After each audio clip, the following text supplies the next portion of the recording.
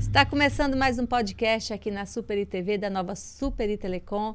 E aqui comigo e Toninho Coelho hoje, Júlia Velar. Tudo bem, Júlio? Boa noite, bom dia, boa tarde.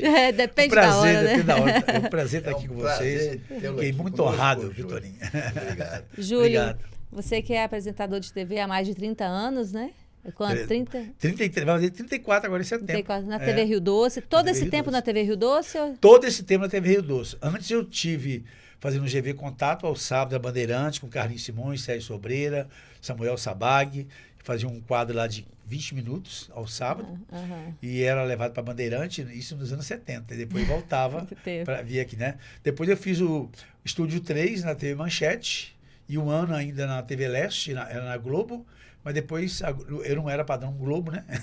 Então, como é que você chegou na TV Rio Doce? Na TV Rio Doce, cheguei pelas mãos do Toninho Coelho. Ele bateu um papo comigo e falou assim, rapaz, vai lá. Não sei.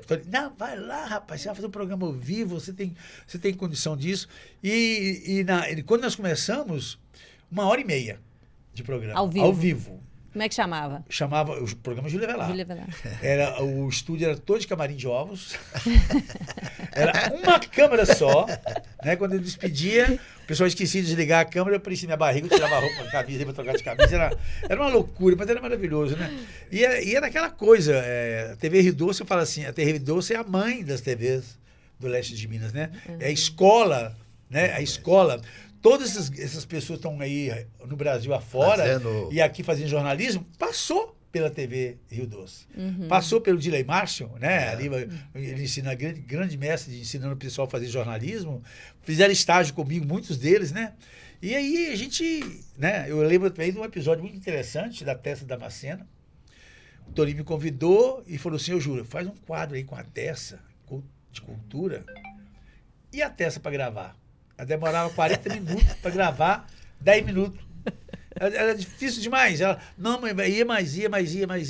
Aí um dia eu falei, Tessa, agora você vai se virar, porque eu vou tirar férias, vou para o Rio de Janeiro, ficar um mês lá, você vai fazer meu programa sozinho. E ao vivo? Toninho? Ela fez quando eu voltei, ao vivo. Quando eu voltei, a Tessa está com o programa dela. Nossa.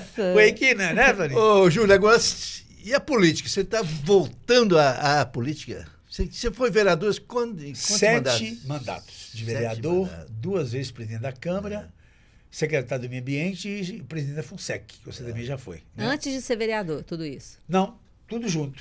Tudo junto. Né? Eu era presidente da Câmara, eu era líder de governo do Paulo Fernando. O Paulo Fernando queria acabar com a FUNSEC, porque todo mundo que colocava lá não dava certo. Você lembra disso? Né, Paulo? Não dava certo, todo mundo que colocava lá não dava certo. Aí ele me chamou como líder de governo, vou mandar um projeto para a Câmara para acabar com a FUNSEC. E não tem jeito, vamos ficar com a Secretaria de Educação e tudo mais. Não, por exemplo, pode fazer essa cultura, não, vai dar, não, Paulo, então você assume a FUNSEC. Falei, mas aí... ainda brinquei com ele, se eu assumir a FUNSEC, depois você mandar eu me demitir, eu vou virar contra você na Câmara, hein? Brincando, não, eu quero você lá. E dei certo, né, Toninho? Foi muito bom. Eles falam que os 2 melhores, com todo o respeito que a gente tem os que passaram, os 2 melhores presidentes que a FUNSEC teve foi Toninho Coelho e Júlia Velar. Porque nós incrementamos a cultura em Governador Valadares. Foi uma pena a gente não dar continuidade ao trabalho da açucareira, né? Da açucareira, né, Toninho? Eu levei o museu para lá, você lembra? Eu lembro. Museu da cidade. Aí depois entrou outro presidente da FUNSEC, foi e tirou o museu de lá. Por que eu pus lá na açucareira? E fizemos um convênio com a Valadarense, para a Valadarense levar os estudantes lá. O estudante ia conhecer a açucareira, que é um patrimônio cultural da cidade, que aquilo ali foi doado para a prefeitura para ser simplesmente palco cultural. É claro. Mas nada. Ali não pode ser prédio, não pode ser um restaurante, nada. Pode ter um restaurante lá dentro, mas é cultura, tem que ter alguma coisa de cultura lá. Queria saber de você, como apresentador de TV, isso te facilitou chegar na Câmara, chegar a ser vereador? Isso ajudou? Não, eu fui vereador antes de mexer com televisão. Ah, foi? Eu fui vereador com 23 anos de idade. Líder estudantil. É mesmo? Eu fui presidente de todos os grêmios diretórios estudantis que existiam em Valadares, que eu gostava de estudar de colégio. Então, todos os colégios que eu estudei, eu fui líder estudantil. E fui presidente do Conselho de Presidente da União Estudantil de Valadares, que era o Senado da UEGV. A política já estava na veia, Já estava na veia. Eu já gostava. Né? Eu já gostava, mas eu nunca imaginei que eu ia ser jornalista. Né?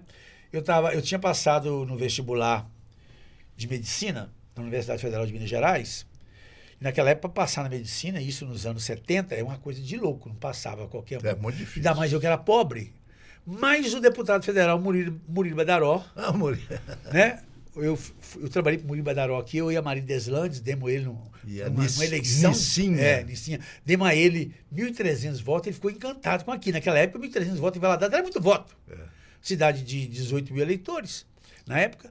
Aí eu falei com ele que eu queria fazer o vestibular, e falei, vai fazer vestibular. Fiz o vestibular da Universidade de Girardins e passei. Só que quando eu estava preparando para ir, meu pai faleceu. Meu pai faleceu e aí eu não pude ir mais, porque eu era o mais velho, 22 anos, e meu pai deixou uma herança muito grande para mim. 10 irmãos menores do que eu e mais 3 de criação, 13. Para cuidar. Para cuidar. E eu cuidei deles até o fim da vida. Ainda estou cuidando de todos eles. Mas aí, Júlio, falando do seu programa, até hoje tem lá aquela vinheta lá que todo mundo gosta de mim. Ver. Da onde surgiu aquela vinheta? E aquilo eu não sei como é que aconteceu. Um dia, Júlio, Bom, vou até te falar mais ou menos quem que é. O João Emílio sempre foi muito caladão, quieto, né? O João Emílio falou assim, você tem que pôr uma música que agita aí da Jovem Guarda. E eu gostava dessa música. Todo mundo, aí falou assim, todo mundo gosta de mim. Eu falei assim, mas não é todo mundo gosta de mim, não. Né? E eu era colunista do Diário do Rio Doce na época, né, Tony? Já era colunista do Diário. No Diário do Rio Doce eu fiquei 26 anos como colunista, o que mais durou. Você não formou em medicina, mas formou em jornalismo? Não, foi jornalista. Não, fui jornalista para ir, né? Para ir. Virei jornalista para ir. E aí eu gostei dessa música, mas nem todo mundo gosta de mim. Mas aí ficou e hoje é padrão. Tem vezes que eu saio na rua, o menino fala assim, olha lá, pai, aquele homem, todo mundo gosta de mim. Virou marca registrada, Virou né? marca registrada. Mas e aí, ao longo dos anos, né, Toninho, aí ficou aí registrado também. Sua carreira na política, tanto na TV como jornalista e na carreira política. E aí, logicamente, que a televisão ajudou muito, né? A sua imagem. Agora, Júlio, por que você está querendo voltar? Algum projeto que você deixou de fazer? Ô, Toninho, é para evitar que uma pessoa pior do que a gente fica lá. Você sabe, eu aprendi isso com o doutor Hermílio. Quando eu fui para a prefeitura, doutor Hermílio, o Alcino Nascimento chegou eu morava no Morro do Carapina, no pé do Morro do Carapina. Você sabe que meu pai tinha uma gráfica lá. Chegou uma Brasília branca, naquela época, 1974, por aí. Uma Brasília branca era um carro do ano, né? Ainda mais com uma placa branca. Alcino chega, paletó e gravata, ele sempre gostava de paletó e gravata. O motorista falou, quero te levar lá para o doutor Hermílio te conhecer. O doutor Hermílio já me conhecia, mas ele quer conversar com você. Cheguei lá, o doutor Hermílio virou para mim e falou, eu fui tremendo, né? E eu não tinha roupa direito, fui na chinela franciscana, você conhece aqui a franciscana? Nordestina? Fui não, franciscana, tomei banho, passei um glostório no cabelo e fui. Aí o doutor Hermílio falou assim, meu prejado, eu queria conversar com você, é um assunto importante. Você é líder estudantil, eu vejo o movimento, você está por aí, nos jornais, fazendo movimento estudantil. E eu fui sabendo que seu pai faleceu e você está com 13 irmãos para tratar. Como é que está a sua situação? Falei, difícil. Meu pai deixou uma gráficazinha muito ruimzinha, a gente está trabalhando, fazendo aqui, mas com dificuldade, não tem casa própria, não tem nada. Porque, na verdade, a situação minha é tão caótica, quando meu pai morreu, eu tive que pedir ao prefeito um caixão. Sebastião Mendes Barra me deu um caixão para enterrar meu pai. E a Fusob naquela época fabricava caixão, né Toninho? Aí, doutor, quando ele falou assim, você vem cá trabalhar comigo aqui, como fosse um boy, ajudar a arrumar aqui, receber as pessoas, e vai ficando por aqui. Você vai ficar lotado no CEMOV, vai ganhar um salário e meio, carteira registrada. Tá bom, eu fui. Mas por prazer. Eu dava aula também, Maria Deslandes me arranjou aula, eu dava aula. Eu estudava uma vez por semana na aula. E dava aula em 5 colégios de Valadares. Não. E saía a pé do Grande Duquesne para dar aula na Vila Isa. Isso foi durante 12 anos da minha vida.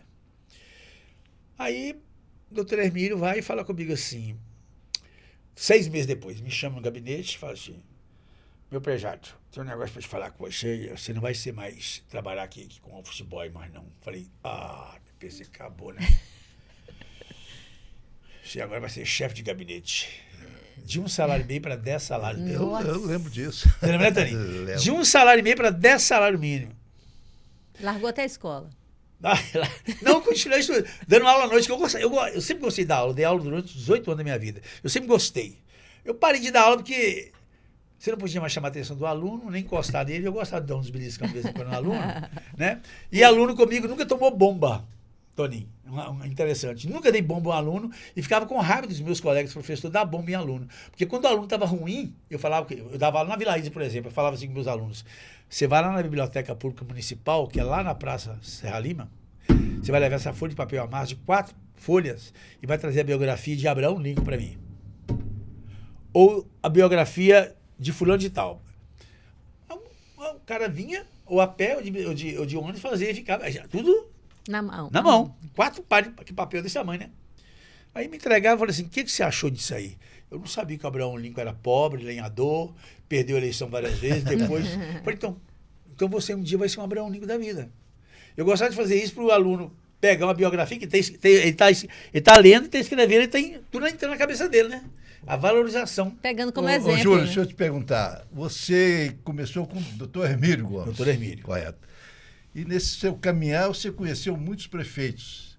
Todos quase. Né? Qual deles que te mais marcou e você achou que, né, te impressionou, que deixou um legado maior? 3 prefeitos que eu admirei imensamente. Doutor Hermílio nem se fala, né? Porque foi um legado maravilhoso. Eu tenho a família dele com minha família, a Sandra, minha irmã, Nádia, minha irmã, todos são como fosse da família. Tanto que quando o doutor Hermílio morreu, na hora que ele acabou de morrer, a dona Alice ligou para mim. Vem aqui antes que a funerária pega ele para você ver ele. Eu fui um dos primeiros a chegar lá. Outro que me marcou muito, Paulo Fernando, que todo mundo falou, Paulo Fernando foi o pior prefeito de Valadares, Paulo Fernando foi isso, foi aquilo, mas ele valorizava a gente. Quando ele me entregou a FUNSEC, ele disse para mim, exonera quem você quiser, estou te entregando uma secretaria livre. E na época eu demiti 35 pessoas que não precisavam estar lá. Você entendeu, Toninho? 35 pessoas que estavam lá... À toa. Desculpa a expressão que eu falei no ar, eu falo, coçando o saco de perereca, não fazer nada. Mandei embora esse pessoal. E o terceiro que eu sempre gostei muito dele, que ele nunca se ele guarda rancor das pessoas, ele não demonstra, mas sempre foi uma vaselina de um tamanho imenso, o Zé Bonifácio Mourão. O Bonifácio Mourão, para ele tá tudo bom, o fulano não gosta dele, mas ele vai lá e cumprimenta a pessoa. Se a pessoa não cumprimentar ele, é problema dele. Mas era um político que me ensinou essa coisa. Júlio, na política a gente tem adversário, não pode ter inimigo. Né? Então a gente não tem. Então esses 3, o Paulo com aquela coisa com os pobres, o Paulo era um homem admirável com os pobres. Ele é tão admirável que ele é desorganizado. Você vê, ele pegou o Turmalina, que foi uma área que o Ronaldo Perim desapropriou, o Rui Moreira não conseguiu demarcar. Nós distribuímos. E nós distribuímos todo ele. Entendeu? Só que ele fazia, ó, distribui para os pobres. E eu lembro de uma cena interessante dele em Belo Horizonte, foi conversar com o presidente da CEMIG. Eu fui com ele como líder de governo. Chegou lá e ele falou assim com o cara da CEMIG, eu estou precisando de 4.000 padrões da CEMIG. De graça, para me dar para os pobres. Aí o presidente encostou assim e riu dele. Falei, não tem não. Não existe isso não. Então tá bom. Eu vou mandar para a Câmara Municipal um projeto de lei para cobrar o uso do solo, dos fios e dos postes da CEMIG lá em Governador Valadares. Não, então vamos conversar. 15 dias depois chegou 4.000 padrões da CEMIG aqui em Valadares. Ô, Júlio, você falou em pobre, que o Paulo gostava muito dos pobres. Como é que você vê a situação de moradores de rua em Valadares? Como é que... Quando eu converso com algumas autoridades, elas dizem que o Ministério Público não deixa ninguém tocar neles. Mas eu acho uma cidade que tem, igual Valadares tem, que já passou de 1.000 moradores de rua, é uma questão de calamidade, Toninho. É uma calamidade. Porque o que acontece com o morador de rua? Eles são gente como todos nós. Uhum. Eles precisam de ser tratados como seres humanos. Mas o que acontece? Eles vão para o abrigo, tomam um banho, comem e voltam para a rua. E eles acabam com os pontos comerciais de Governador Valadares. O que é a Praça da Estação hoje? Imóvel ali não tem valor nenhum. Olha o que está acontecendo aqui na Barão do Rio Branco com o Nel de Sena. Absurdo ali. Não é? Você vai ali no mercado municipal, tem um homem lá que construiu um prédio agora, com 12 salas para alugar, não consegue alugar nenhuma das salas. Porque estão lá, quer dizer, são pessoas que precisam, sim, ser tratadas, cuidadas, mas não voltar para a rua. Tem que ser retirada da rua. Porque eu acho que um bom prefeito Ele tem que se unir junto ao Ministério Público e dizer o seguinte, tem morador de rua. Você quer tratar? Não tem várias entidades aqui que tratam disso? Então eu vou levar você para tratar. Deixa eu falar para você. Eu acho, entendeu? Não, deixa eu terminar meu pensamento. Você quer tratar? Você vai ter um lugar para tratar. Você quer trabalhar? A prefeitura vai dar serviço para você. Você vai trabalhar, calçar rua, jardim, fazer isso tudo. Tá doente? Vamos cuidar de você. Não tá, não? Então, caça arruma. Caça arruma, ele não vai, né? Ele não vai, ué. Não tem como isso. Então, eles não querem por quê? Você entendeu? Eles têm que ser tratados como seres humanos, mas tem que ter uma limitação sobre isso. Isso está denegrindo a imagem do governador Valadares. Você sabe o que é, Júlio? É realmente esse direito de ir e vir, isso não tem. Uhum. Mas a cidade, a responsabilidade da cidade é o prefeito, É o prefeito. na verdade. É. Eu tive dando uma olhada aqui, existe uma lei municipal, até de 1992, que disciplina o poder de polícia administrativa do município. E fala que é dever da prefeitura zelar pela manutenção da ordem, da moralidade e do sossego público. Então, há pouco tempo eu vi uma reportagem de um prefeito, se não me engano, de Bauru, no São Paulo. O cara peitou. A cidade é minha. De Bauru e outro de Santa Catarina. É. Então, acho que tem que peitar, entendeu? Porque agora eu estou falando com você, oferece condições, né? É. Não tem quantas entidades filantrópicas tem em Valadares que cuidam disso? Tem o De Jorge, tem Vida, não sei o quê. Tem um monte de gente aí que recebe dinheiro do governo, recebe dinheiro da prefeitura, faz campanha, põe esse pessoal lá, vai tratar, né? Eu mesmo, Toninho, é uma situação muito difícil. Eu mesmo peguei uma moradora de rua, peguei 2 moradores de rua e levei lá para a fazenda. Vocês vão trabalhar aqui, eu vou cuidar de vocês aqui, não vai faltar nada para vocês, e pagando. Saíram de lá curados. 1 ano e meio, 1 ano, depois vieram para a rua. Um chegou, foi para o Belo Horizonte, chegou e matou o pai dele. Voltou para droga. E outra está aí na rua. Não, Júlio, eu gosto mais lá, mas eu sou viciado em droga. Acabou. Então, tem que existir um tratamento psicológico, social, para as pessoas lembrar que isso não presta para eles. Né, Toninho? Isso não presta para eles. Isso não leva a nada. E com isso a imagem da cidade, o empresário. Hoje uma senhora não pode passar em certo lugar aqui em Valadares. Você sabe que não pode, velho. Não sei se a pracinha da Boca Aberta estava desse jeito ali, chama Aurita, né? Machado. A dona Aurinda está revoltando no túmulo dela, porque era uma mulher que fazia caridade, fazia tudo, e vira um negócio desse, o que pensa, né, Toninho? Então é uma cidade realmente que está sendo... Isso você vai conversar, a maioria não é de Valadares. Vem de Patinga, vem de Tia Flotônia, né? Eu me lembro quando eu estava na FUNSEC, uma vez, e o Wellington era secretário da Secretaria de Assistência Social, você lembra o Wellington? Demais. Pois é. Aí eu ligaram para mim, ô Júlio, estão deixando, meia-noite, uma Kombi, deixando mendigo ali no Santa Rita. Então vamos pegar. Um dia nós pegamos, eu e ele pegamos, 2 Kombi da Assistência Social de Patinga, deixando mendigos em Valadares. Mas e aí, fizeram... Não, fizemos uma denúncia, né? E eu sei que depois não apareceu mais. Mas aí acontece, de vez em quando, Tia Flotônia vem para cá.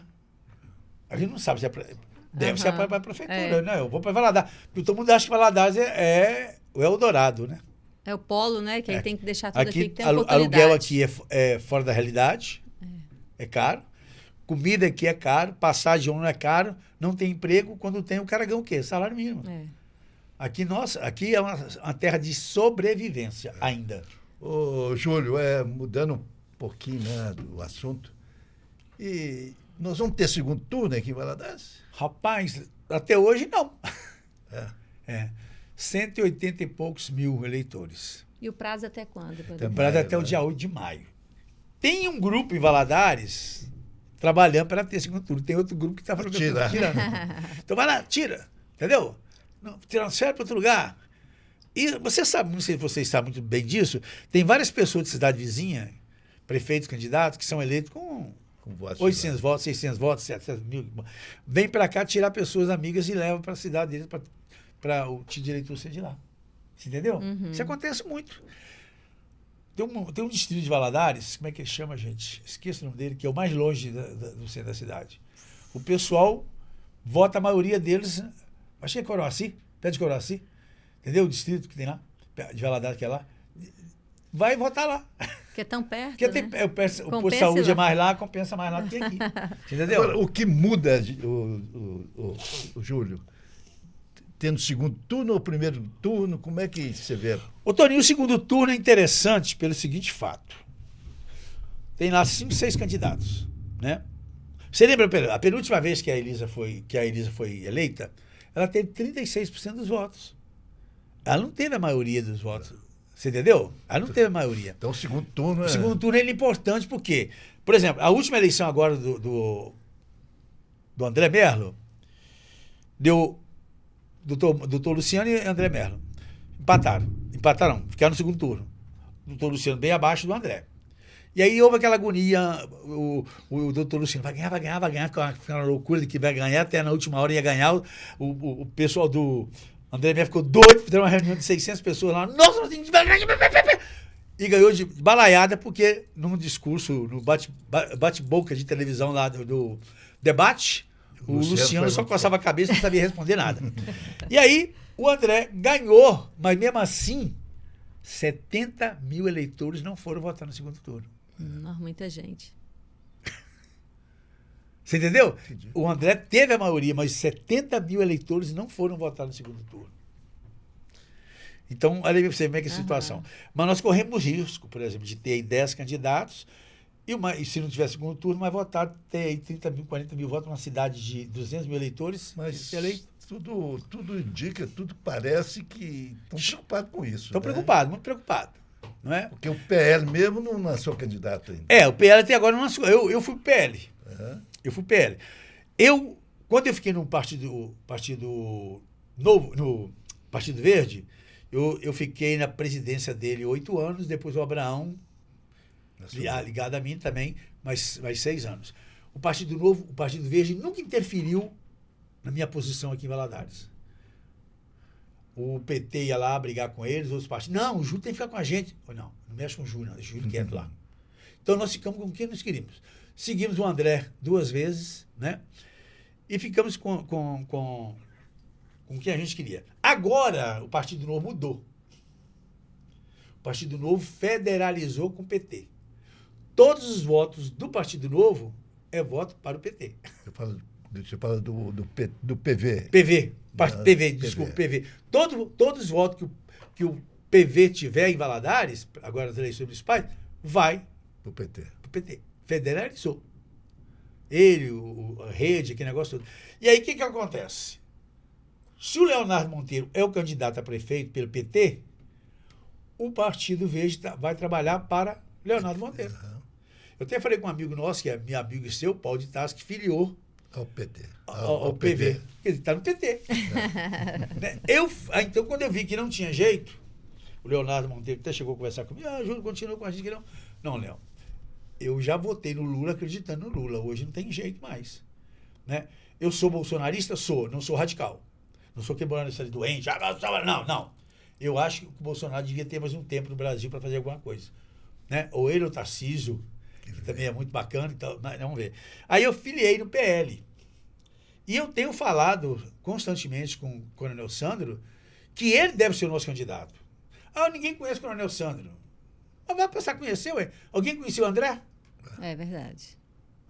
O André era um presidente não realista. E não foi eleito. Então, o Coronel Sandro, o Mourão foi agora para o PL, né? Imagina, faz uma chapa única. Por que não? O André não ganhou com chapa única, né? Então, a gente precisa, Valadares precisa de um prefeito peitudo. E quanto a vereador? Não só de falácias, mas de peito, né? E quanto a vereador? E são muitos, né? A gente já está aí sabendo se vai sair candidato esse ano. Eu sou pré-candidato pelo PL, a vereador, e eu estou naquela fase, assim, não é chantagem emocional, mas é a última eleição minha, ou derrota. Eu estou com 75 anos, faço agora em agosto, né? Vou terminar meu mandato com 79, se eu for eleito. Então, o que eu disse para minha família e para amigos mais chegados? Se eu tiver uma chance de ser eleito, como pré-candidato que eu sou, tenho que passar pelas convenções ainda, eu fico em Valadares, trabalho por Valadares, continuo mantendo meu programa e vou ficar por aqui. Se eu perder, eu tenho um ano pela frente para vender fazenda, que não dá lucro nenhum, e deixo meus imóveis aqui e vou morar em Construção da Barra, que é meu sonho, morar lá. Eu tenho uma casa razoavelmente, um barracãozinho bom lá. Como você disse, coçar. Coçar o saco lá na rede e ficar quietinho lá. E aí, ou outra pessoa melhor do que eu vai ocupar meu programa, outro vai ocupar a coluna no Jornal da Cidade, e a gente vai tocando a vida. E quem vai ser o candidato ao prefeito? Toninho, você já notou que nenhum prefeito de Valadares consegue fazer o sucessor dele? É verdade. Agora, O Hermílio não conseguiu com o Ronald. Não conseguiu. E aí, sucessivamente, o Raimundo Rezende não conseguiu. O único que conseguiu foi o Ronaldo Perim com Ronaldo o Rui. Perim com o Rui. É. Porque nem o Ronaldo era o candidato do Raimundo Rezende. Você lembra que no final estava brigado. O Rui não tinha outra saída, vamos pôr o Rui. E também brigaram rapidamente, né? Brigaram rapidamente. Então a história de Valadares é a seguinte: o que acontece com prefeitos? Tem medo de fazer um sucessor melhor do que ele. Verdade. E isso aqui é o erro.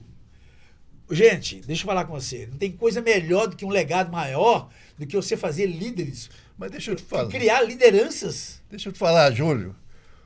Tudo indica que o prefeito André quer ser deputado federal. E é muito importante. Ele já declarou isso. Vai ser muito importante para ele ter a prefeitura de Valadares. Não. É negócio para ele ter a prefeitura, é negócio para ele um candidato dele ser aprovado, porque ele tem contas a ser aprovadas, não é? Para evitar um monte de coisa, porque o prefeito, quando entra, se ele é inimigo do adversário dele, o que ele faz? Faz uma devassa nas faz contas dele. Uma auditoria e sempre descobrir coisas. Não estou falando que tem alguma coisa errada. Claro, Mas, né? Então, o prefeito tem um aliado com ele, aliado na Câmara Municipal, porque a conta dele vai para a Câmara primeiro para ser aprovado. E Câmara Municipal? Como é que Câmara Municipal aprova a conta de prefeito? Você sabe? Os caras não entendem de nada. Não entende de nada! Aí vai uma comissão, a comissão de finanças, uma comissão especial, olhou aquilo ali, ele não chama um auditor, um contador. Não, está aprovado. Aí mais tarde o Tribunal de Contas vai e fala, não é assim não, tem alguma coisa. Porque, na verdade, o papel do vereador é fiscalizar. Né, Toninho? Aí vem o cara e fala assim, o papel do vereador não é calçar a rua. Não é calçar a rua, mas ele pode virar para o prefeito e falar, tem um buraco na rua tal que precisa ser tampado. É o papel dele, sim. Ô, Júlio, sem desmerecer ninguém, é claro, nós entrevistamos aqui quase todos os vereadores. Pelo que a gente percebeu, praticamente quase nenhum tem condições de fiscalizar, entendeu? Isso é terrível. Agora... Você sabe muito bem que toda vez que eu fui presidente de Câmara, eu fui eleito presidente de Câmara contra a vontade dos prefeitos. Né? Esse podcast é muito pequeno para mim, pequeno, que eu digo assim, tem que ser um segundo. Porque se eu contar para vocês, por exemplo, que nós sequestramos um vereador que estava internado no hospital, dopado, para não votar em mim, na última eleição de presidente da Câmara. Eu vou contar essa história um dia para vocês aqui, a hora que vocês quiserem. Doparam o vereador, ele foi fazer um exame, faltava 2 dias das eleições, e o outro candidato que o prefeito queria, tinha outro candidato que ia ser o secretário de saúde.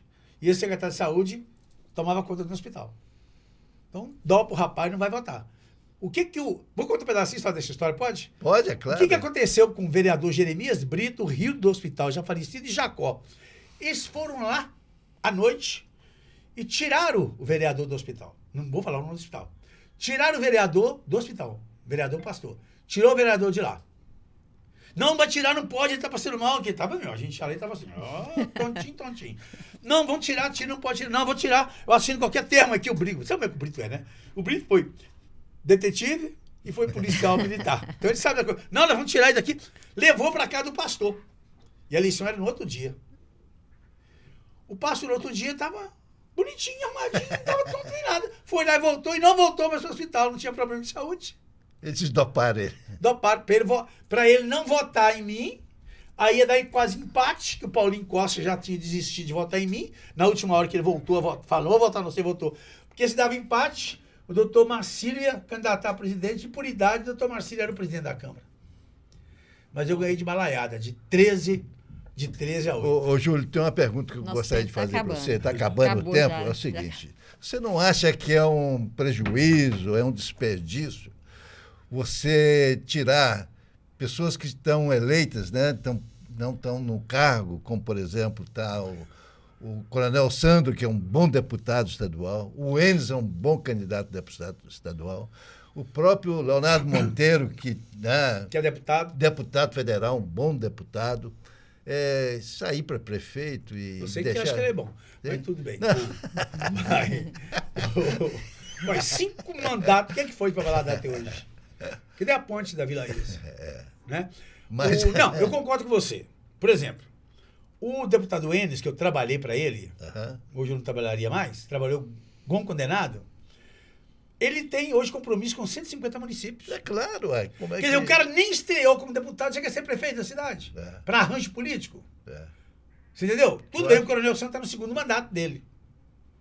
O Coronel Santos seria um candidato para salvar, para não deixar a esquerda voltar para Valadares. Seria esse caso. Mas tem outros nomes por aí. Tem outros nomes por aí. Entendeu? Por exemplo, por que ninguém me chama, Júlio, candidato a prefeito? Porque eu não vou sugerir nenhum grupo virar para mim e falar assim, nós vamos trabalhar com você, ficar com você, mas eu quero o SAI, eu quero o CEMOV, eu quero a Secretaria de Saúde. Eu não vou aceitar isso, Toninho. E a maioria dos candidatos a prefeito tem que aceitar isso. Se não aceitar, não ganha eleição. É tudo negociado. Tudo é negociado. E essa negociação não que não me interessa. Tá bom. Você está de parabéns. Tá? Vamos aguardar aí, né? Pré-candidato. É isso aí, Júlio. Muito obrigada pela participação, por aceitar o nosso convite. Prazer imenso, tá? Um prazer imenso. E depois quero esse podcast para me mostrar na televisão, pôr na rede social. Júlio, sucesso do PL, não sei se você sabe. Eu fui o primeiro presidente do PL em Valadares. Fui eu que fundei o PL. Foi verdade, você foi candidato a deputado, não foi? Deputado pelo PL. Foi verdade. Eu era presidente do diretório municipal do PL. Do PL. A pedido do doutor... foi ministro da Cultura, doutor Luiz Pimenta. Luiz Pimenta, isso, grande Luiz Pimenta, né? Um dos maiores intelectuais do Brasil, né, mineiro daquele. Mas é isso aí, Júlio. Eu Sucesso lembro. aí na sua campanha. Amém, obrigado por tudo. Um abraço a todos do PL. Vou publicar isso no jornal essa semana agora, falar, Toninho foi o primeiro precursor do PL em Valadares. É isso Obrigado. aí. E a gente vai ficando por aqui com mais um podcast. Até semana que vem. Tchau. Muito obrigado.